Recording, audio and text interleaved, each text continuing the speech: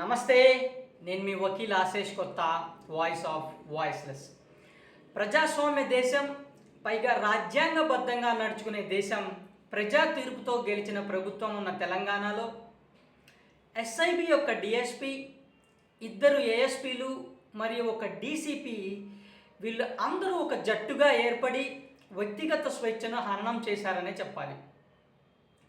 ప్రభాకర్ రావు, భుజంగరావు, నవీన్ రావు మరియు శ్రవణ్ రావు అటు పోలీసులను, రాజకీయ నాయకులను, బడా వ్యాపారస్తులను, మీడియా సంస్థలకు చెందిన పెద్ద పెద్ద మీడియా హౌసెస్ ఓనర్స్ను కాకుండా న్యాయమూర్తులను మరియు న్యాయమూర్తి యొక్క కుటుంబ సభ్యులకు సంబంధించిన సిడిఆర్ అనగా కాల్ డీటెయిల్ రికార్డ్స్ మరియు ఐపీడిఆర్ ఇంటర్నెట్ ప్రోటోకాల్ డీటెయిల్ రికార్డ్స్లను టెలికాం సర్వీస్ ప్రొవైడర్స్ నుండి పొంది వాటిని పొందడమే కాకుండా విని టార్గెట్ చేయడమే పనిగా పెట్టుకున్నారు.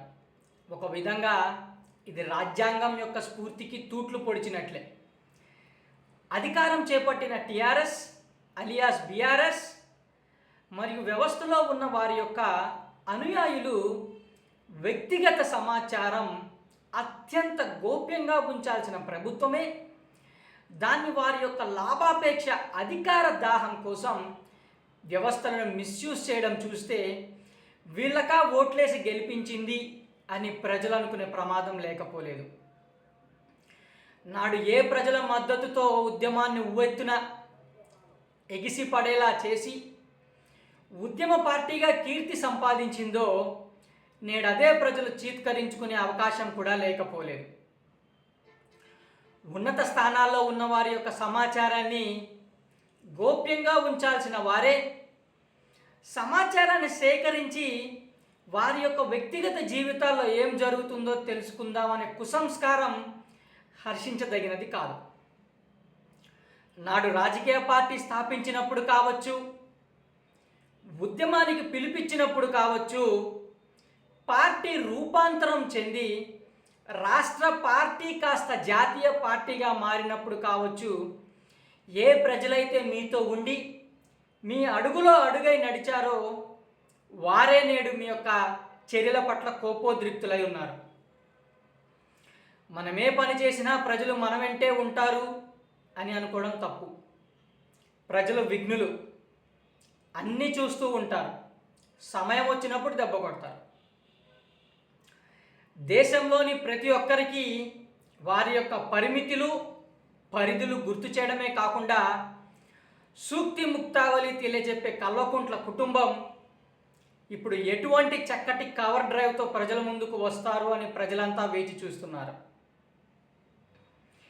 ఈ టెలిఫోన్ ట్యాపింగ్ పట్ల మీ అభిప్రాయం ఏమిటో కామెంట్ల రూపంలో తెలపండి. చట్టాలను తెలుసుకోండి, చట్టాలను చదవండి, హక్కులకై పోరాడండి. 0 సబ్స్క్రైబర్స్ నుంచి మొదలై 100కు చేరిన నా సబ్స్క్రైబర్స్ యొక్క ప్రయాణంలో మీ పాత్ర మరువలేనిది. For me this 100 is huge and big. రాబోయే రోజుల్లో మీరు ఇదే స్థాయిలో ఆశిస్తారని, అభిలషిస్తారని కోరుకుంటూ ధన్యవాదాలు. నమస్తే. సాధ్యమైనంత వరకు మన దైనందిన జీవితంలో తెలుగులోనే మాట్లాడదాం, తెలుగునే ఉపయోగిద్దాం.